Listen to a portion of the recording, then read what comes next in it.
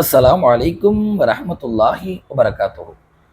பெருமானார் ஸல்லல்லாஹு அலைஹி வஸல்லம் அவங்க வீட்டுக்கு வெளியில நின்னுட்டு இருக்கிறாங்க. கொஞ்ச நேரத்துக்கு முன்னாடி அந்த வீட்டுக்குள்ள ஒருத்தவங்க போறாங்க. ஸல்லல்லாஹு அலைஹி வஸல்லம் அவங்களுக்கு யார் போனதுன்னே தெரியல. உள்ள போய் பார்த்தா தான் தெரியுது. அருமை மகளார் ஃபாத்திமா ரலியல்லாஹு அன்ஹா உள்ள போயிருக்கிறாங்க. அந்த அளவுக்கு அவங்களுடைய புர்கா, அவங்களுடைய ஹிஜாப் ரொம்ப லூஸா இருந்திருக்கு.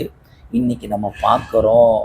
பெருநாளுடைய சமயங்கள்ல, ஃபங்ஷன்கள்ல நம்முடைய பெண்கள் போடக்கூடிய புர்காவ பார்த்தோன்னு சொன்னா, அதுல பார்த்தீங்கன்னு சொன்னாக்கா, பலவிதமான உருவங்கள் வரைஞ்சு, ஹார்ட்டுகள் வரைஞ்சு, அதுல ரொம்ப டிசைன் எந்த அளவுக்குன்னா, சுடிதாரே தவுத்துரும்.